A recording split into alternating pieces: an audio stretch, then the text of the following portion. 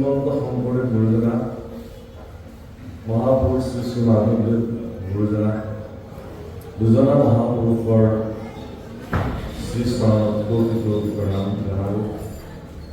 পৰম পুৰুষ, পৰমাত্মা, পৰম ব্ৰহ্ম, প্ৰভু ভগৱন্তৰ গোসাঁনী অভয় চৰণ শিল্পী, সমস্ত আটাপুৰুষসকলৰ চৰণৰ ৰেণু শিৰত লৈ আপোনালোকৰ দৰে সজ্জনসকলৰ পদধূলি শিৰত লৈ আমি আমাৰ অনুষ্ঠান আগবঢ়াব খুজিছোঁ। আজি পবিত্ৰ দৌল পূৰ্ণিমা আৰু এয়া আমাৰ ষষ্ঠবাৰৰ কাৰণে শুৱালকুছিৰ ঐতিহাসিক পৰম সামৰ্থ্যশালী সত্ৰ, ঈশ্বৰ পুৰুষৰ কৃপাধন্য সত্ৰ, ঈশ্বৰ শ্ৰী শ্ৰী বৰ সত্ৰ সংকীৰ্তন ভাগৱতৰ এয়া ষষ্ঠ বছৰৰ একেধাৰে সংগীত। আৰু মই ভাবোঁ যে এটা পবিত্ৰ উৎসৱ, এটা আধ্যাত্মিক বাতাবৰণেৰে কেনেকৈ উদযাপন কৰিব লাগে তাৰ আদৰ্শ দেখুৱাই ইতিহাস প্ৰসিদ্ধ কৰ্মভূমি, ধৰ্মভূমি শুৱালকুছিৰ ঈশ্বৰ শ্ৰী শ্ৰী বৰ সত্ৰৰ এই প্ৰয়াসক সকলোৱে এটি হাত চাপোৰে সম্বৰ্ধনা জনাব। তেওঁলোকৰ ওচৰত আমি কৃতজ্ঞ। সমাজলৈ এক বাৰ্তা যাওক যে দৌলৰ নিচিনা মহোৎসৱ ল'ৰা ছোৱালীয়ে কেনেকৈ উদযাপন কৰিব লাগে, ই এক আদৰ্শ প্ৰতিষ্ঠা আছে। যিয়ে হওক, প্ৰভুসকল জয় জয়তে আপোনালোকক সমস্তৰে কুশল মংগল কামনা কৰি দৌল পূৰ্ণিমাৰ হিয়ামৰা উলভ সমস্তলৈকে আগবঢ়ালোঁ আৰু আমি আমাৰ অনুষ্ঠান আগবঢ়াই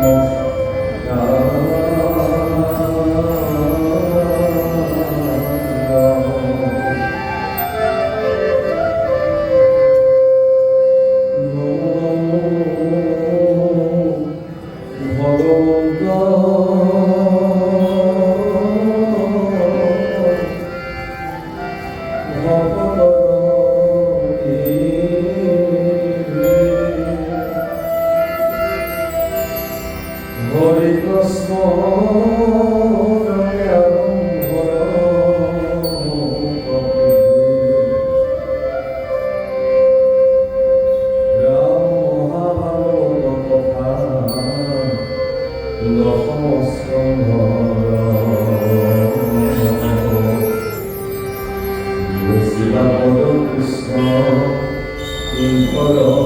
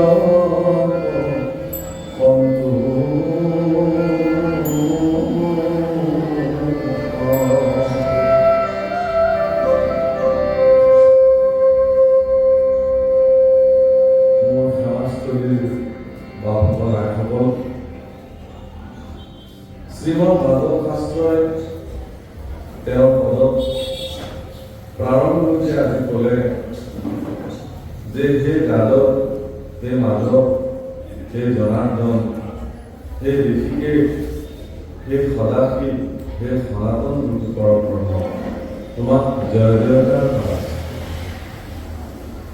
কিহৰ কাৰণে ভগৱানৰ জয় জয়কাৰ কৰিছে? ভগৱন্ত পুৰুষে তিনিটা বিশেষ কাৰ্য পৃথিৱীত সম্পাদিত কৰিছে ভক্তসকলৰ কাৰণে। পৰিত্ৰাণায় সাধুনাম, সাধুসকলৰ পৰিত্ৰাণ, দুষ্কৃতিক বিনাশ আৰু ধৰ্মৰ পুনঃ প্ৰতিষ্ঠা। বাৰে বাৰে যেতিয়া ধৰ্ম জ্ঞানী হয়, ভগৱানে বিভিন্ন অৱতাৰ ধাৰণ কৰি ধৰ্ম প্ৰতিষ্ঠা কৰে। প্ৰভুসকল সমগ্ৰ ভাৰতবৰ্ষ জুৰি আৰু বিশ্বজুৰি য'ত য'ত ভাৰতীয় সনাতনী পৰম্পৰাৰ লোকসকল বসতি কৰি আছে প্ৰবাসত, আজি এই পবিত্ৰ দৌল মহোৎসৱ বা হোলী মহোৎসৱ তেওঁলোকে পালন কৰিছে। দৌল মহোৎসৱ পালন কৰাৰ এটা বিশেষ তাৎপৰ্য আছে। মই এই কথাখিনি কৈ ল'ব খুজিছোঁ। বিশেষকৈ হোলী উৎসৱ বুলি আমি নাম কৰি আছো যে ভগৱন্ত পুৰুষৰ জয় জয়কাৰ ভক্তসকলৰ কাৰণে এইকাৰণেই প্ৰয়োজন কৰাটো। আপোনালোকে জানে যে হিৰণ্যকশিপু নামৰ অত্যাচাৰী অসুৰজনে ভগৱান কৃষ্ণ বা স্বয়ং পৰম ব্ৰহ্মকে তেওঁ শত্ৰুতা আচৰণ কৰিলে, বলি আচৰণ কৰিলে। অৱশ্যে ইও ঈশ্বৰৰে আজ্ঞা। ইয়াৰ আগৰ পৰিঘটনা সম্পৰ্কে চবেই জানে। ভগৱানে কৈছে বলিভাৱে চিন্তি পেলা মোক অৱতাৰে তাক লাগিব। গতিকে তেওঁ বলি চিন্তা কৰিলে ভগৱানক। তেওঁ বলিভাৱে ভগৱানক শত্ৰুতা চিন্তা কৰিলে সঁচা, কিন্তু তেওঁৰ গৌৰৱ, তেওঁৰ পত্নী কয়ালুৰ গৰ্ভত যিটো সন্তান জন্ম হ'ল প্ৰহ্লাদ, তেওঁ বিষ্ণুৰ পৰম ভক্ত হিচাপে জন্মলৈ আহিলে। গতিকে নিজৰ পুত্ৰও যাতে বিষ্ণু বৈৰী হয়, আসুৰিক শাস্ত্ৰৰ দ্বাৰা পাৰংগত হয়, বাম শাস্ত্ৰৰ দ্বাৰা যাতে তেওঁ পাৰ্গত হয়, তেওঁ সেইকাৰণে দৈত্যগুৰু শুক্ৰাচাৰ্যৰ পুত্ৰক খন্দা আৰু অমন্তক তেওঁ পুত্ৰক শিক্ষা, আসুৰিক শিক্ষা প্ৰদান কৰিবৰ কাৰণে আজ্ঞা কৰিলে। দৈত্য শাস্ত্ৰ বুলি কোৱা হয়। দৈত্য শাস্ত্ৰ। প্ৰহ্লাদে দৈত্য শাস্ত্ৰ শিকিলে, কিন্তু নিশিকাৰ কথা। প্ৰহ্লাদৰ এটা শক্তি আছে কি তেওঁ এক শ্ৰুতি আছে। এক শ্ৰুতি মানে এবাৰ শুনাৰ পিছত দ্বিতীয়বাৰ শুনিব নালাগে।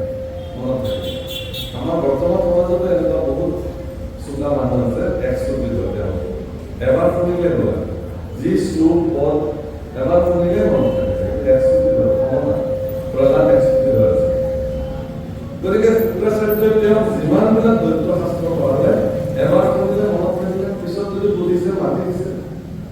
তেওঁ খন্দামত আনন্দিত হৈ গ'ল যে খুব কম দিনৰ ভিতৰত প্ৰহ্লাদে দৈত্য শাস্ত্ৰ পঢ়ি শুনি পাৰংগত হ'ল। গতিকে ৰজাৰ কাষত প্ৰহ্লাদক আমি উপস্থাপন কৰিলোঁ যে মহাৰাজ, তোমাৰ পুত্ৰ ইতিমধ্যে দৈত্য শাস্ত্ৰত পাৰংগত হৈ উঠিছে। ভক্ত প্ৰহ্লাদক পিতৃ হিৰণ্যকশিপুৰ সন্মুখত যেতিয়া আনি দিছে কশিপুৰ, প্ৰহ্লাদে নিজৰ পিতৃক দণ্ডৱত পৰিণাম কৰিছে, শাস্ত্ৰাংগী। আৰু দৈত্য হিৰণ্যকশিপুৱে নিজৰ পুত্ৰক বহুত মৰমেৰে আনি কোলাত বগাই দিছে। কীৰ্তনত মহাপুৰুষে লিখিছে, ঘনে ঘনে ক্ষীৰ ঘ্ৰাণ কৰিছে পিতৃবিলাকৰ যি স্বভাৱ। মাতৃবিলাকে যেনেকৈ সন্তানক সাৱটি ধৰি চুমা খাই মৰম কৰে, পিতৃবিলাকৰ মৰম কৰা আটাইতকৈ শ্ৰেষ্ঠ পদ্ধতিটো হ'ল যে কোলাত বগাই পেলাই নিজৰ পুত্ৰৰ বা কন্যাৰ ক্ষীৰ ঘ্ৰাণ কৰে পিতৃবিলাকে। আৰু এইটো শাস্ত্ৰগত নিয়ম কৰিব লাগে। পিতৃয়ে সন্তানক কি ধ্যান কৰি মৰম কৰে স্বাভাৱিক। দৈত্য গুৰু দৈত্য হিৰণ্যকশিপু ইয়াৰ ব্যতিৰেক নহয়। আৰু অত্যন্ত মৰমেৰে প্ৰহ্লাদক সুধিলে, বাবা কোৱাচোন তোমাৰ কোনবিলাক কথা ভাল লাগে? কাৰণ ঠাণ্ডা বতৰ ক'লেই নহয় যেতিয়া কি শুনোতে যেতিয়া এনেকে সুধিছে প্ৰহ্লাদে পিতৃ হিৰণ্যকশিপুক ক'লে, শুনা পিতৃ ইতি ইটো দৃঢ় অন্ধ কৰি তপোবনে একচিত্তে সিদ্ধিও হৰি। আৰে কি বলে যে হে পিতৃদেৱ, এই সংসাৰ এই গৃহ এইবিলাক বিষয় ওপৰত অন্ধকাৰ হৈ আছে। তুমি এই অন্ধকাৰৰ পৰা যদি পোহৰৰ বাট বিচাৰিব খোজা, তেতিয়াহ'লে সমস্ত ঈশ্বৰ পৰমাত্মা শ্ৰী হৰিক তুমি তপবনত গৈ পেলাই একচিত্তে তেওঁক চিন্তা কৰা, তেতিয়া তোমাৰ আনন্দ হ'ব। এইটোৱে মোৰ ভাল লাগে। হিৰণ্যকশিপুৱে সন্তানক ক'লে, এইবিলাক কি শিকিছে? উল্টাহে শিকিছে। মই শিকাবলৈ বেলেগ, শিকিলে বেলেগ। গতিকে ইয়াক লৈ যোৱা ভালকে শিকোৱা, অদ্ভুত আজ্ঞা লৈ আহিছে। শাস্ত্ৰত লিখিছে, বেত্ৰাঘাত কৰি প্ৰহ্লাদক বেত্ৰাঘাত কৰি সন্তান অমত হয় পুনঃ দৈত্য শাস্ত্ৰ লিখিছে। এই আগৰ দৰে মাতিলে। এতিয়া প্ৰশ্ন হ'ল যে তেওঁ দৈত্য শাস্ত্ৰ শিকিছে পঞ্চমপবিত্ৰ প্ৰহ্লাদে, পিতৃ হিৰণ্যকশিপুক সোধাতে তেওঁ দৈত্য শাস্ত্ৰৰ কথা কিয় কোৱা নাই? এইটো এটা ডাঙৰ প্ৰশ্ন। এইকাৰণে কোৱা নাই যে হিৰণ্যকশিপুৱে সুধিব লাগিছিল যে তোমাৰ গুৰুৱে কি শিকাইছে সেইটো মোক কোৱা। তেওঁতো এইবুলি সোধা নাই। তেওঁ সুধিছে তোমাৰ কি ভাল লাগে, তেওঁ যিটো ভাল লাগে সেইটো কৈছে। যদি সুধিলেহেঁতেন যে তোমাৰ গুৰুৱে কি শিকাইছে, তেওঁ ক'লেহেঁতেন। পিছৰৰ যেতিয়া ৰজাৰ আগত প্ৰস্তুত কৰা হ'ল, সেইবাৰো প্ৰহ্লাদে পিতৃক দণ্ডবত পৰিণাম কৰিলে আৰু পৰম সাদৰেৰে পুত্ৰ প্ৰহ্লাদক কোলা কোবাই পিতৃ হিৰণ্যকশিপুৱে সুধিলে যে হে বাচা, তোমাক গুৰুৱে কি শিকাইছে? আজি কিন্তু প্ৰশ্নটো ঠিক আছে। তেতিয়াও প্ৰহ্লাদে কি বুলি ক'লে যে এই সংসাৰখন অসাৰ, ইয়াত এটা সাৰ বস্তু আছে, তেওঁ হ'ল ভগৱান বিষ্ণু। গতিকে আমাৰ এই অসাৰ জীৱনটো একো নাপাওঁ আমি। গতিকে একচিত্তে ভগৱানক চিন্তন কৰিব লাগে, মনুষ্য জীৱনত সাৰ্থক কৰিব লাগে। হিৰণ্যকশিপুৰ খং উঠিল, বোলে তোমাৰ এই বুদ্ধি মতিভ্ৰম কোনে কৰিলে?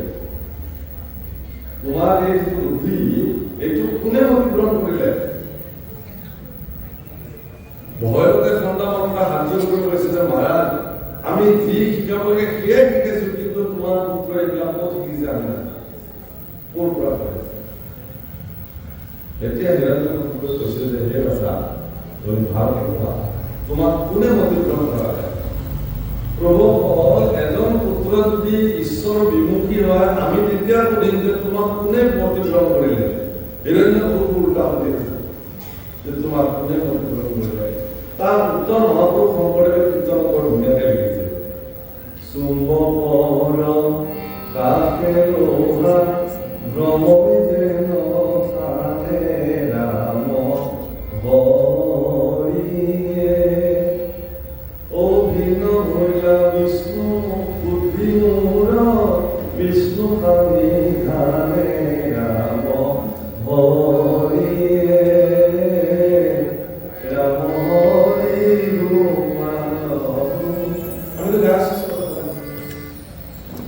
ভিন্ন ভৈলা বুদ্ধি মূৰ বিষ্ণু সানিধানে।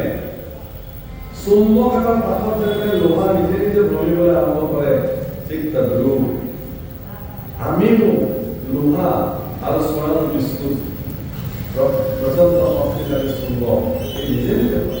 গতিকে মোৰ বুদ্ধি কোনেও মোক মতিভ্ৰম কৰা নাই, মোৰ যিটো বুদ্ধি সেইটোৱে আছে।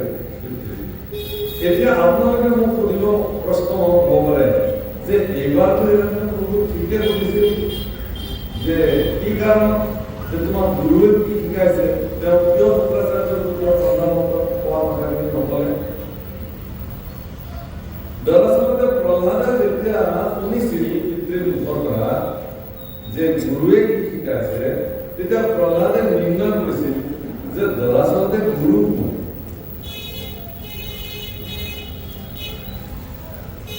গুৰু শব্দৰ অৰ্থ গুৰু পদে আন্ধাৰ, গুৰু পদে পোহৰ। যিজনে আপোনাক এন্ধাৰৰ পৰা পোহৰৰ বাট দেখুৱাব পাৰে তেওঁকে গুৰু বোলে। যদি পোহৰৰ পৰা আমি অন্ধকাৰত সোমাই যাই তেওঁ কেনেকে গুৰু হ'ব? গতিকে খন্দা আৰু মহম্মদ শুক্ৰাচাৰ্য পুত্ৰ তেওঁলোকে কোনো পোহৰৰ পৰা এন্ধাৰলৈ আহিছে, গতিকে মোৰ গুৰুতে হ'ব কেতিয়াও হ'ব নোৱাৰে। তেতিয়াহ'লে প্ৰহ্লাদৰ গুৰু কোন? তেওঁ সেই কথা হিৰণ্যকশিপুক কৈ দিছে কিন্তু যে নাৰদৰ মুখত শুনিলো এইটো জ্ঞান, মই গুৰুদেৱ নাৰদৰ শ্ৰীমুখে মোৰ এই জ্ঞান প্ৰাপ্তি। ধ্ৰুৱগণ, আপোনালোকে চবেই জানে যে তেতিয়াই গম পাইছিল দেৱৰাজ ইন্দ্ৰই যে কয়ালুৰ গৰ্ভত হিৰণ্যকশিপুৰ ঔতম সন্তান সৃষ্টি হৈছে। পিতৃয়ে ইমান ভয়ংকৰ, পুত্ৰবান কি হয়? সেইকাৰণে কয়ালুৰ গৰ্ভ বিনাশ কৰিবৰ কাৰণে ইন্দ্ৰই কয়ালুক হৰণ কৰি লাগিলে। যিখিনি সময়ত হিৰণ্যকশিপুৰ তপস্যাৰত আছে, কিন্তু দেৱৰ্ষি নাৰদে গম পালে যে কয়ালুৰ গৰ্ভস্থিতি হোৱা যি সন্তান সেয়া পৰম ভক্ত আহিছে। সেইকাৰণে তেওঁ কি কৰিলে? ইন্দ্ৰৰ হাতৰ পৰা কয়ালুক উদ্ধাৰ কৰিলে। কয়ালু দেৱৰ্ষি নাৰদক প্ৰাৰ্থনা কৰিলে যে হে দেৱৰ্ষি, যদি একেই অৱস্থা হৈছে তেতিয়াহ'লে মোৰতো নিৰাপত্তা নাই, মোৰ স্বামী যিহেতু তপস্যাৰত আছে, গতিকে মোৰ সুখৰ সন্তানটো যেতিয়ালৈকে জন্ম নহয়, মোৰ স্বামী যেতিয়ালৈকে অৰণ্যৰ পৰা তপস্যা কৰি নাহে, মই তেতিয়ালৈকে আপোনাৰ নিৰাপত্তাত থাকিব। দেৱৰ্ষি হ'ব এইবুলি তেওঁ আশ্ৰম লৈ আশ্ৰমৰ অন্যান্য ভাই মাতৃসকল আছে যিসকল সেই তেওঁ আশ্ৰমত তেওঁৰ লগত নিৰাপত্তাৰে ৰাখিলে। আৰু তাতে দৈনন্দিন কয়ালুক দেৱৰ্ষি নাৰদে ভাগৱত কথা শুনাবৰ কাৰণে আৰম্ভ। গতিকে গৰ্ভস্থ অৱস্থাতেই প্ৰহ্লাদ সমস্ত ভাগৱত জ্ঞান বৈষ্ণৱ গুৰু দেৱৰ্ষি নাৰদৰ শ্ৰীমুখে প্ৰাপ্ত হৈছে। আৰু যি নহওক, এই কথা শুনাৰ পিছত দৈত্যগুৰু হিৰণ্যকশিপুৰে প্ৰহ্লাদক কোলাৰ পৰা তলত আশ্বাস মাৰি দিলে, লৈ যোৱা, মই মৃত্যুদণ্ড ঘোষণা কৰিছো, ইয়াত এনেকুৱা কুলাংগাৰ পুত্ৰ থাকিব নালাগে। এতিয়াই দিন ৰজাৰ আজ্ঞা চিপাহী সঞ্চৰীবিলাকে তেওঁক বিভিন্ন প্ৰকাৰে অত্যাচাৰ কৰিবলৈ আৰম্ভ কৰিলে। কিন্তু সমস্যা হ'ল এইটোৱেই যে কোনো কাৰণত প্ৰহ্লাদক মৃত্যুদণ্ড দিব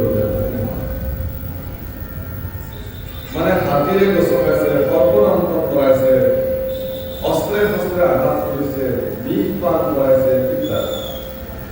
কিন্তু প্ৰহ্লাদ নিৰ্বিকাৰ, প্ৰহ্লাদৰ যেন একো ক্ষতি নহয়। সৰু শেষত শেষ সিদ্ধান্ত দিলে। হিৰণ্যকশিপু চিন্তা কৰিল যে এইটো কি ধৰক ইমান শক্তিশালী নে? হিৰণ্যকশিপু যেতিয়া গৰ্জি গৰ্জি কথা কৈছিল, প্ৰহ্লাদৰ মুখৰ ফালে বাৰে বাৰে হিৰণ্যকশিপু চাইছিল, কিন্তু দেখিছিল যে হিৰণ্যকশিপুৰ ক্ৰোধৰ পৰিণামস্বৰূপ পৃথিৱী মণ্ডল অপমান হৈ যায়, কিন্তু প্ৰহ্লাদৰ মুখত অলপো ভয়ৰ উৎপন্ন নহয়। তেতিয়া হিৰণ্যকশিপু প্ৰহ্লাদক সুধিছিল যে হে প্ৰহ্লাদ, মোৰ গৰ্জনত অন্তৰীক্ষলৈকে কম্পমান হয়, গ্ৰহ নক্ষত্ৰৰ প্ৰভাৱ পৰে, তোমাৰ ভয় নালাগে? প্ৰহ্লাদে কৈছে যে হে পিতৃ, যিটো শক্তিৰ দ্বাৰা তুমি গৰ্জন কৰিছা সেই শক্তিটো মোৰ বিৰুদ্ধে নহয়। গতিকে ভয় কৰিবলগীয়া কি আছে? যে নহওক, হিৰণ্যকশিপুৰ পত্নী হোলিকাৰ ব্ৰহ্মাৰ বল আছিলে। মই এটা বৰ ডাঙৰ কথা ক'বলৈ গৈ আছো, সেইকাৰণে কথাখিনি উপস্থাপন কৰিছো। হোলিকাৰ ব্ৰহ্মাৰ বল আছিলে যে তেওঁ অগ্নিত দান নহয়, সেইকাৰণে হোলিকাই ক'লে যে হে দাদা মই ভতিজা প্ৰহ্লাদক কোলাত লওঁ, প্ৰচণ্ড অগ্নিৰ চিতা নিৰ্মাণ কৰিব লাগে আৰু মই তাতে বহিম। প্ৰহ্লাদ যেতিয়ালৈকে পুৰি ছাই হৈ নাযায় মই তেতিয়ালৈকে যাব নোৱাৰিম।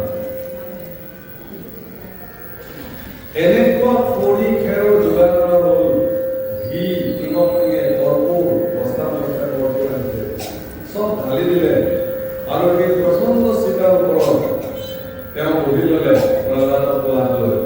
চাৰিওফালৰ পৰা দৈত্যলৈ অগ্নি সংযোগ কৰিলে। ডাও ডাওকে প্ৰলয়ৰে অগ্নি স্বৰ্গ পৰ্যন্ত যেন ঢুকি পাব এনেকুৱা অগ্নি বিলীন হৈ গ'ল।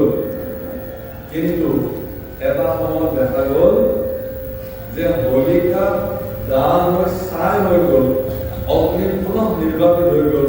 প্ৰহ্লাদ যেনে প্ৰহ্লাদ তেনেকে এটা নমো পুৰা যোৱাকে নমো নাৰায়ণ নমো নাৰায়ণ নমো নাৰায়ণ। এই যে ইমানখিনিৰ পিছতো প্ৰহ্লাদৰ এই ভয়ংকৰ পৰীক্ষাত প্ৰহ্লাদ উত্তীৰ্ণ হৈ গ'ল, সমস্ত বৈষ্ণৱসকল আনন্দিত হৈ গ'ল। হিৰণ্যকশিপুৰ ভয়ত আহ্লাদ হৈ থকা সমস্ত বিষ্ণু ভক্তসকল আনন্দিত হৈ গ'ল আৰু সকলোৱে আমাক একো কৰিব নোৱাৰে দৈত্যই এনে মনোভাৱনাৰে তেওঁলোকে ৰং গোলাপ আবিৰ কেশৰ চন্দন মৃত্তিকা আদিৰ সুগন্ধিযুক্ত পুষ্পৰ মানে পংখুৰী যিবিলাক পুষ্পৰ ৰেণু আদি সংমিশ্ৰণ ইজনে আনজনৰ গালৈকে ৰং ছটিয়াবলৈ আৰম্ভ কৰিলে। হোলী উৎসৱ আৰম্ভ হ'ল। খুব আনন্দৰে তেওঁলোকে উৎসাহেৰে নাচি নাচি হৰি কীৰ্তন কৰিব ধৰিলে। ইজনে আনজনৰ শৰীৰত ৰং গোলাপ সানিব ধৰিলে। চবৰে হৃদয়বিলাক ৰঙীন হৈ যাওক, ঈশ্বৰৰ ৰঙীন কৃপাৰে তেওঁলোক হওক, এই বুলিয়ে সেইদিনাখন হোলী উৎসৱ বৈষ্ণৱসকলে পালন কৰিলে। তাকে দেখি দৈত্যবিলাকে খঙতে ঠিকছে মদ খাই ল'লে, মদ্যপান কৰি ল'লে আৰু নলাত বাগৰে পেলাই ইটো সিটো বোকা উঠাই পেলাই ইটো সিটো তাত বোকা ছটিয়াই দিলে। এই মানে দুটা পক্ষ হৈ গ'ল হোলী, এটা দৈত্যৰ পক্ষ আৰু এটা প্ৰহ্লাদৰ পক্ষ। গতিকে প্ৰহ্লাদৰ পক্ষত থকা ব্যক্তিবিলাকে ৰং গোলাপ সানি ইজনে আনজনক সেৱা কৰি প্ৰণাম কৰি আশীৰ্বাদ দি ঈশ্বৰৰ গুণ গাব ধৰিলে আৰু দৈত্যৰ পক্ষত থকাসকলে নলা নৰ্দমা চাফা কৰি সৃষ্টি কৰিলে। সেইটো তেতিয়াহে আছিল, আজিকালি চাগে নাই সেই পক্ষত মই নাজানো আছে আপোনালোকে জানে। গতিকে হোলীৰ তাৎপৰ্য এইটো নহয়। হোলীৰ তাৎপৰ্য কিবা নলা নৰ্দমা পুতি গোন্ধময় বোকা কাৰোবাৰ গাত ঢালি দিয়া, শত্ৰু দেশ চাইনাই নিৰ্মাণ কৰা মজেণ্টিক কালাৰ 3 মাহলৈকে নোযোৱাকৈ গালে মুখে সানি দিয়া, মহিলাসকলৰ শৰীৰ স্পৰ্শ কৰি অশালীন ব্যৱহাৰ কৰা, এইটো হোলী উৎসৱ হ'বই নোৱাৰে। যদি এনে হোলী উৎসৱ কোনোবা বাধিত কৰিছে তেতিয়াহ'লে তেওঁ নিশ্চিতকে দৈত্য হিৰণ্যকশিপুৰ পক্ষত আছে, বৈষ্ণৱৰ পক্ষত নাই। গতিকে ভাৰতবৰ্ষত হোলী উৎসৱ ফাল্গুণোৎসৱ এক এনেকুৱা অনন্য উৎসৱ যি উৎসৱৰ দ্বাৰা আমি ইজনে আনজনৰ কল্যাণ কামনা কৰিব পাৰোঁ। কাৰণ তেওঁ চিৰশাশ্বত সনাতন, ইয়াত জয় জয়কাৰ কৰিছে যা। এইকাৰণে কথাখিনি কোৱা হ'ল যে দিনক দিনে এই হোলী উৎসৱৰ যিটো ব্যৱহাৰিক দিশ তাৰ বিষম পৰিণাম আমি লক্ষ্য কৰিছোঁ। আৰু আমি এইবিলাক আসনৰ পৰাই যদি এই সচেতন বাক্য নকওঁ বেলেগ কোনে ক'ব। সেইকাৰণে কোনোবাৰ গাত লাগিলেও মই মাৰ্জনা বিচাৰিছোঁ যে এই কাৰ্যৰ পৰা সকলো বিৰত থাকক। আজি হোলী উৎসৱ হয় কৃষ্ণ ধন্যবাদ। হোলী উৎসৱ আমি সেই ধৰণে পালন কৰিব লাগে যি ধৰণে শাস্ত্ৰ সম্বন্ধে হোলী উৎসৱ, দৌল উৎসৱ, ফাল্গুন উৎসৱ পালন। আৰু এটা অন্য তাৎপৰ্য আছে, সেইটো হ'ল যে বৃন্দাবনত যেতিয়া ভগৱান কৃষ্ণ আৱিৰ্ভাৱ হৈছিল তেতিয়া তেওঁ হোলী উৎসৱ বা ফাল্গুন উৎসৱ তেওঁ কৰিছিল গোপীসকল। ইও এক মহা আনন্দৰ উৎসৱ। গোপীবিলাকে তেওঁলোকৰ মনতে ভাৱনা আছিল যে এইজনী গোপী বেছি ধুনীয়া, সেইকাৰণে ভগৱানে তেওঁক ভাল পায়। সেইগৰাকী গোপী ভাবিছিল যে মোৰ সামৰ্থ্য বেছি, সেইকাৰণে ভগৱানে তেওঁক ভাল পায়। সেইকাৰণে যমুনাৰ বালিত, যমুনাৰ জলেৰে, যমুনাৰ মৃত্তিকা, যমুনাৰ ৰজ ইত্যাদি, আবি, কেশৰ, চন্দন ইত্যাদিৰে লিপি সকলোৰে মুখমণ্ডলবিলাক এদিনৰ কাৰণে একে কৰি দিলে ভগৱানে। কোনে তাতে চিনি নাপায়, চব সমান। সেইদিনাখন চব সমান হৈছে। ই ধৰিব পৰা নাছিল অমুকহে নেকি, সেইদিনাখন কাৰো কোনো আত্মপৰিচয় নাথাকে। অৰ্থাৎ হোলীয়ে তাকো তাৎপৰ্য বহন কৰে যে ৰঙেৰে ৰং গোলাম হৈ যায় যেতিয়া কোনেও তাকো চিনি নাপায়, এটাই মাত্ৰ পৰিচয় হৈ যায়, আমি মানুহ। বুজিছেনে? আমাৰ মাজত কোনো বিভেদতা নাই, এই এটাই বিশেষ দিন। প্ৰভু ৰামচন্দ্ৰই হোলী খেলিছিল। সমস্ত অবোধবাসীৰ মাজত প্ৰভু ৰামচন্দ্ৰই হোলী খেলিছিল। হোলী উৎসৱ বৈকুণ্ঠতো পাৰিকৰসকলে হোলী উৎসৱ পালন কৰে। গতিকে এই হোলী উৎসৱ নিত্য উৎসৱ। মই আটাইতকৈ শেষৰ তাৎপৰ্যটো আপোনালোকক বৰ্ণন কৰিব খুজিছোঁ যে হোলী উৎসৱ আপুনি নিত্য কৰে ঘৰতে। কেনেকে? যেতিয়া আপুনি ঈশ্বৰ ধ্যান কৰে। ঈশ্বৰ ধ্যান কৰিলে সমস্ত বিষয় বাসনাসমূহ পৰিত্যাগ কৰি ঈশ্বৰৰ ৰূপ যেতিয়া একান্ত চিত্তে চিন্তন কৰি ঈশ্বৰৰ নাম জপ কৰে এজন ভক্তই, তেতিয়া তেওঁ মনত সকলো নিৰানন্দ আঁতৰি আনন্দময় পৰিৱেশৰ বাতাবৰণ নিৰ্মাণ হয়। সেই মুহূৰ্তত তেওঁৰ মুখমণ্ডল যদি কোনোবাই লক্ষ্য কৰে দেখিব যে তেওঁৰ মুখমণ্ডলত এটা বেলেগ চিত্ৰ আহি উঠে। ইও নৃত্য বুলি ভাল কৰিছে। গতিকে সেই প্ৰভুসকল এনেকুৱা এটা সুন্দৰ অনুষ্ঠানত আমি সকলোৱে পুনৰ শুভেচ্ছা জনালো। ইয়াত কৈছে কৃষ্ণৰ চৰণে কৌটি কৌটি নমস্কাৰ। মহাপুৰুষ শ্ৰীমন্ত শংকৰদেৱ গুৰুজনাই কৈছে যে মই মূঢ় হৈও মহাভাৱক পদ কৰিলো, মোৰ পদত যদি কৰবাত কিবা দোষ হয় আপোনালোকে নিজৰ চিত্ত সংকুচিত কৰি যেন এই কথাখিনি শুনিবা। মই আপোনালোকক আৰু এটা কথা কৈ যাব খুজিছো। আজিৰ এই ফাল্গুন উৎসৱত বা হোলী উৎসৱত আজি আমি যিখিনি মানুহ আছে দেখা দেখি হৈছো, কালৰ এনে বিক্ৰম অহাবাৰো আমি এইখিনি মানে একেলগে গোট খাব পাৰোঁ নাই। মই আশা কৰিম যে আপোনালোক ঈশ্বৰে কুশলে ৰাখক, আমি আকৌ অহাবাৰ এনেকে দেখা দেখি হওঁ। কিন্তু কালৰ বিক্ৰম কোনেও নাজানে। আমাৰ গোৱালপৰীয়া ভাষাত খুব ধুনীয়াকৈ প্ৰচুৰ পালে গাইছিল। আৰে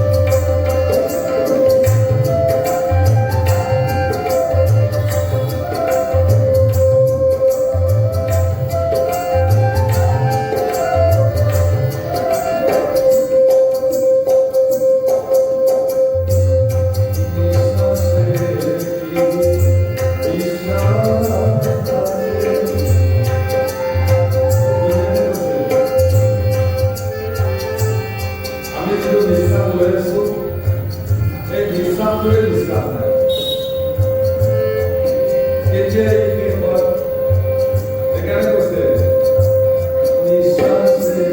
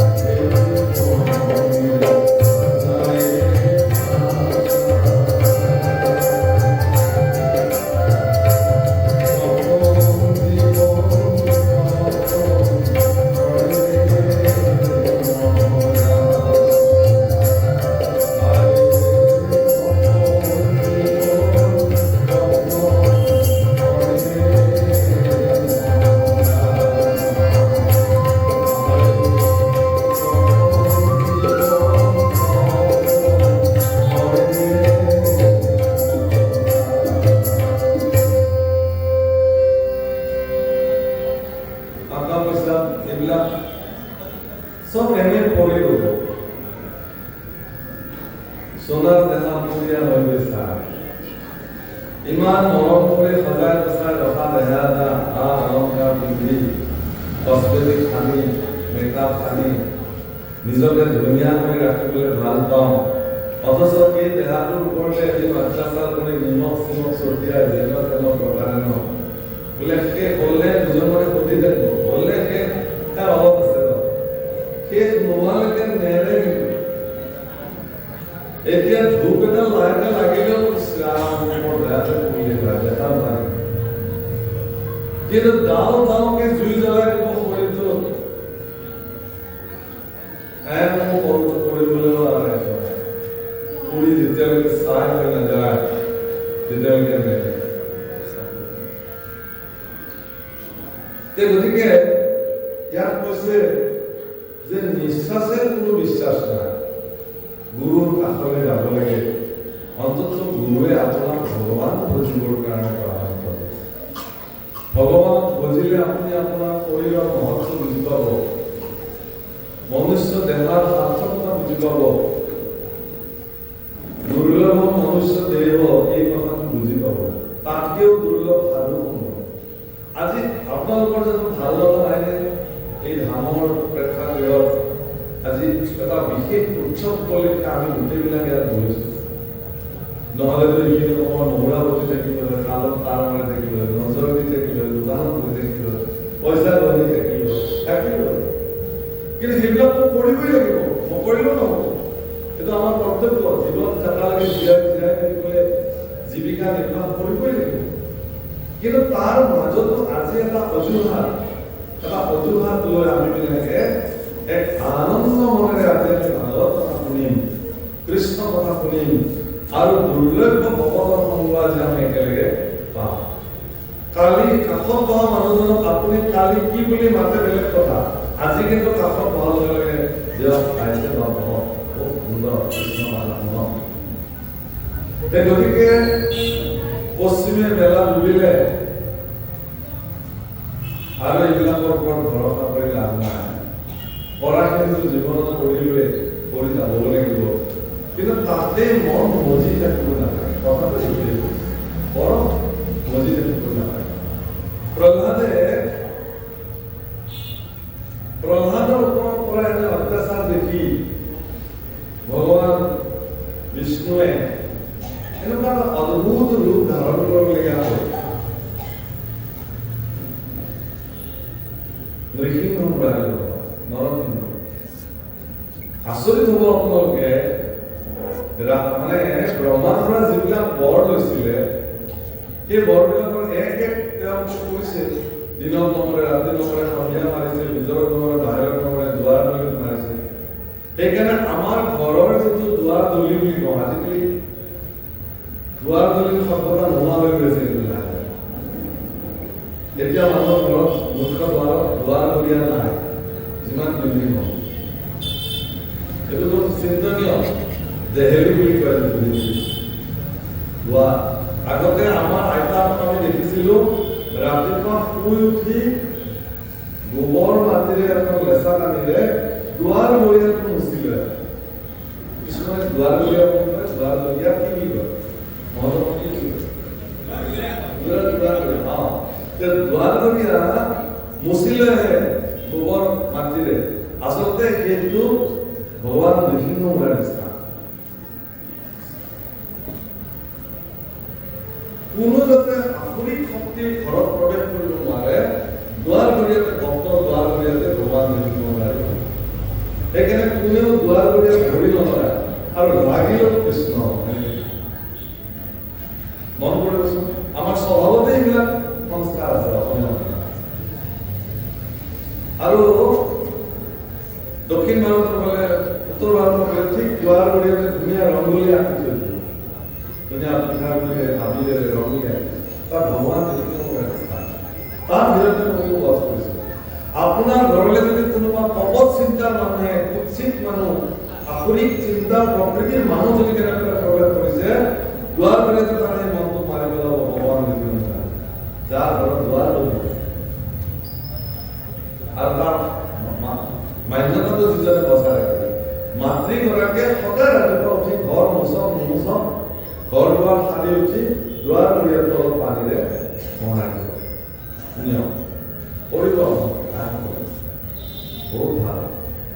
নাই যদিও লগাই ল'ব দুৱাৰ বৰিয়া। কিন্তু এনেকুৱা এটা বৰ লৈছিলে, আকাশত নমৰে, পাতলত নমৰে, বহুত বহুৱাই লৈছে।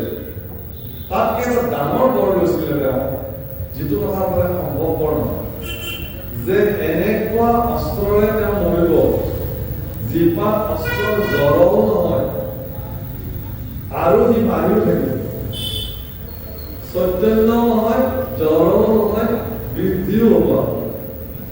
এইটো কি অস্ত্ৰ? ভগৱান নৃসিংহমুনিয়ে হিৰণ্যকশিপুক কৈছিলে, কোন বহুত যুদ্ধ কৰিছে, বহুত সময় পৰাক্ৰমেৰে যুদ্ধ কৰিছে। আৰু হিৰণ্যকশিপু এনেকুৱা প্ৰভাৱশালী পুৰুষ আছিল, পৰাক্ৰমী পুৰুষ আছিল। ভগৱান নৃসিংহমুনিয়ে বহুত সময় যুঁজি যেতিয়া তেওঁ ক্লান্ত হৈ গ'ল, তেতিয়া বাঘে হৰিণাক থাপ মাৰি ধৰাৰ দৰে থাপ মাৰি আনি গুৰুক ডুবাই লৈ গৈছিল। তই কৈছিলি নহয়, দিনত নমৰা ৰাতি নমৰা, এতিয়া সন্ধিয়া গোটেই দিনটো যুঁজিছে, গধূলিলৈকে বাচ্ছা সন্ধিয়া ঘৰৰ ভিতৰতো নাই, মই এতিয়া বাহিৰতো নাই, দুৱাৰটো আকাশতো নাই, তই পাতালতো নাই, মোৰ মানুহো নহয়, জন্তু নহয়, মই নালাগে ন। আৰু এয়া মোৰ ন জীপক অস্ত্ৰৰে মই মানে এটা বধ কৰিলো। ই জ্বৰও নহয়, সত্যটো ল'ৰা পাৰিও থাকে, কাটিলে দুখ নাপায়। চেতন হলেতো কাটিলে দুখ পাব, কিন্তু যদি চেতনে নহয় পাৰে কেনেকে? তাৰমানে জ্বৰো নহয়। তীক্ষ্ণ নখ, কেনেকুৱা নখ ৰাৱণৰ ভনী কল্পনা কৰা আছিল। সূৰ্প নথা ইতি সূৰ্প, সূৰ্প নথা, সূৰ্প মানে তীক্ষ্ণ চুৰিৰ নিচিনা নখ। আৰু হিৰণ্যকশিপুক বহুৱাই লৈছে আৰু সেই চৌকা নখ বুকুত সোমাই লৈ পেলাই বক্ষ বিদাৰি দিয়াৰ লগে লগে উত্তপ্ত লহু নৃসিংহমুনিয়ে ভগৱানৰ মুখে গাই স্মৃতি কৰিছে। ক্ৰোধত ভক্ত কৰা অত্যাচাৰত ক্ৰোধত নাৰী কোনো টানি টানি উলিয়াই নিজৰ শৰীৰত মালা দৰে গাঁঠি লৈছে, গুজৰি আছে নৃসিংহমুনিয়ে। ব্ৰহ্মা আদি দেৱতাসকল ভয়াক্ত হৈ গ'ল, হে প্ৰভু আজি কি হ'ব অৱস্থা? আজি দেখোন আমাৰ পৰম ব্ৰহ্ম ইমান ক্ৰোধ, এই ক্ৰোধ যদি সম্বৰণ নহয় তেতিয়াহ'লে কাৰ কি হয় ঠিক নাই। লক্ষ্মীক প্ৰেৰণ কৰিলে, লক্ষ্মীয়ে আধাৰ পৰা দৌৰিলে, নাই মোৰ যাব নহয় লাগিছে। প্ৰহ্লাদক ক'লে তুমি যোৱা, তোমাৰ কাৰণে এই ৰূপ ল'লে প্ৰভু, তুমি সান্তনা দিয়া।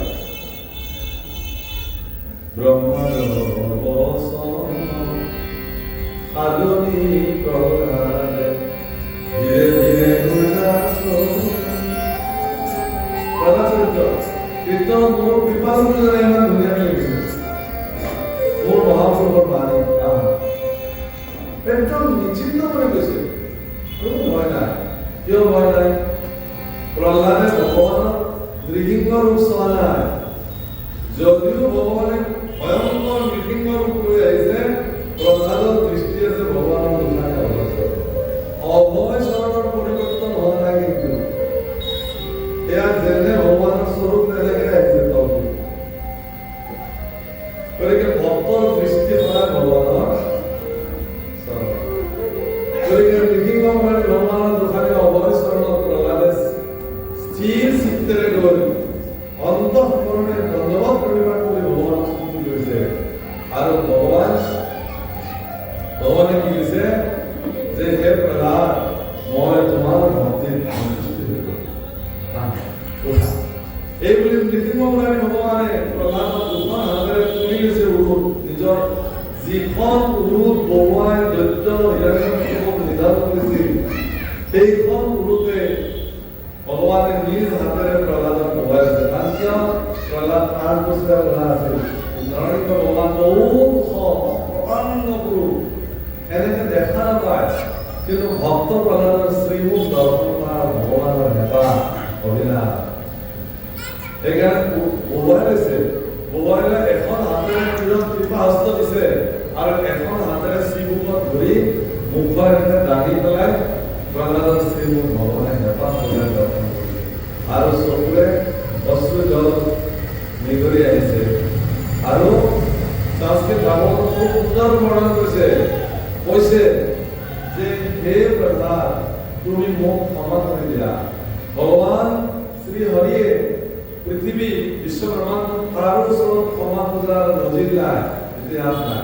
কেৱল আৰু কেৱল প্ৰহ্লাদৰ ওচৰত ক্ষমা খুজিছে যে হে প্ৰহ্লাদ, মোৰ দেৰি হৈ গ'ল বাছা, ইমান শাস্তি তুমি পাবই নালাগিছিল, মই আগতে আহিব লাগিছিল, কিন্তু মোৰ পলম হ'ল, তাৰ কাৰণে তুমি মোক মাৰ্জনা কৰা। হে বাছা প্ৰহ্লাদ, তুমি মোক এতিয়া কোৱা তোমাক কি লাগিব? তুমি এই মুহূৰ্তত যি বিচাৰিবা মই তাকে দিবৰ কাৰণে প্ৰস্তুত হৈ আছো।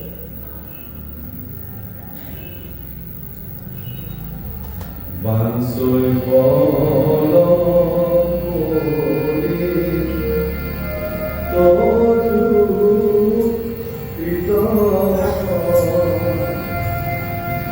কিন্তু বাণী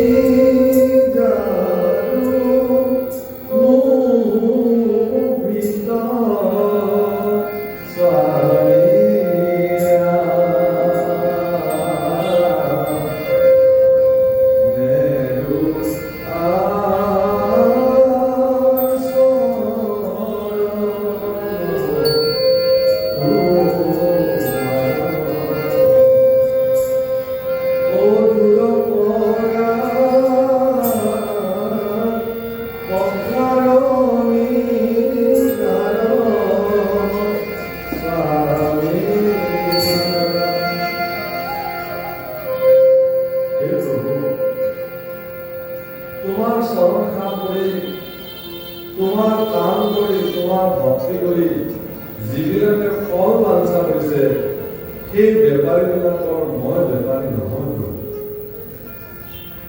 মোক ভুলতে তুমি সেই বেপাৰীবিলাকৰ মাজৰ বুলি চাগে ধৰিলা যে তোমাৰ কিমান কাম কৰিছো বুলি তুমি ভাবিছা মই কিন্তু ইয়াৰ বিনিময়ত তোমাৰ পৰা একোৱেই বিচৰা কাৰণ সেইখন বেপাৰৰ বেপাৰী মই নহয় ভগৱানে ইমান প্ৰবচন মোক দিব নালাগে হ'ব মই জানো তই মোক প্ৰবচন দিব নালাগে বাবা কিন্তু মোৰ মনে বিচাৰিছে মই এটা সন্তুষ্টি হ'ল তোমাক কিবা দিব পাৰে এজন ভক্তৰ দায়িত্ব ভগৱানক সন্তুষ্টি কৰা তুমি মোৰ পৰা বিচৰা আৰু মোৰ পৰা তুমি সন্তুষ্টি কৰা কিন্তু প্ৰহ্লাদে কি কৈ আছে মোক সংসাৰ নিকাৰৰ পৰা তুমি মুক্ত কৰাব হ'ব ইয়াতকে মোক বেলেগ একো প্ৰয়োজনেই নাই মই যে নিকাৰ বুজিবলৈ আধাৰ নাই নিকাৰৰ পৰা মুক্ত হ'ব লাগে আৰু এই নিকাৰৰ পৰা মুক্ত কৰোঁতে তোমাৰ ব্যতিৰেকে কোনোৱেই নাই কিন্তু মোকতো সন্তুষ্টি কৰিব লাগিব তুমি মইতো বিচাৰিছো তুমি কিবা বিচৰা প্ৰহ্লাদ বৰ বেয়াকে বদলি ল'লো প্ৰভু মই বিচাৰিব লাগিব তেতিয়াহ'লে মোক এনেকুৱা এটা বৰ দিয়া প্ৰভু যাতে আজিৰ পৰা কোনো কালে তুমি মোৰ ওচৰত ক'ব লাগে নহয় যে কি লাগে তোমাক কোৱা আজিৰ পৰা তুমি মোক সুধিব নোৱাৰিবা তোমাক কি লাগে এইটোৱে কয় ভগৱান নালাগে ভক্ত একোৱেই নালাগে ঠিক আছে তোমাৰ যদি এইটোৱে মানিছা কৈছে যে জগতৰ ভিক্ষাৰীবিলাকক দিওঁতে মই হাইৰাণ হৈ গৈছো সকলোৱে কেৱল খোজেই মোক নোখোজাতে কোনো মোৰ দ্বাৰত নাই যিমান মই য'ত থাকে বুলি মানুহে বিশ্বাস কৰে মন্দিৰ নামঘৰ দেৱালয় তীৰ্থস্থান ক্ষেত্ৰস্থান ডাঙৰ ডাঙৰ পবিত্ৰ ভগৱানৰ স্থান য'লেই নাযাওক কিয় মানুহে কেৱল বহু কেইখন অভাৱত আবেদন কৰি ভগৱানৰ ওচৰলৈ যায় চাকি জ্বলায় বন্তি জ্বলায় শৰাই দিয়ে শুকুৰা দিয়ে আৰু দিন প্ৰভু এইখিনি কাম হৈ গ'লে মই আকৌ আহিম তোমাৰ ওচৰত আকৌ দিম